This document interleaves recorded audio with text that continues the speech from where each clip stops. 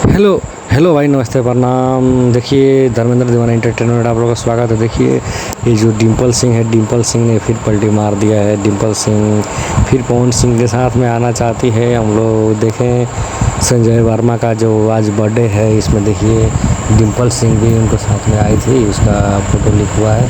अगर उन लोग साथ में देखा गया है, ठीक है। अब देखिए डिम्पल सिंह फिर काम करती है कि नहीं करती है, पर पवन सिंह तो अनफॉलो किए हैं, अभी तक ही किए हैं। पर power hitter Pawan Singh follow कब करते हैं, अगर कब से काम शुरू होता है तो देखा जाएगा, समय का बात समय में है, ठीक है। तब तक के लिए अपना छोटा भाई के चैनल को सब्सक्राइब और शेयर करिए, और वीडियो पूरा वॉच करिए और देखिए और शेयर करिए। आप लोग शेयर करेंगे तो अच्छा रहेगा, ठीक है। अपना दुलार पर बनाए और वीडियो को शेयर करें। देखिए, पावर हिटर पवन सिंह संजय वर्मा को बर्थडे में जो है उसमें वो अब डिम्पल सिंह देखा गया। अब देखिए अब क्या वीडियो साथ में आता है कि नहीं आता है, वो तो समय का बात है, आएगा तो ज़रूर आप लोग को बताएंगे हम, ठीक है। जब सब्सक्राइब शेयर करिए। जय हो पावर स्टार, जय हो पावर स्टार।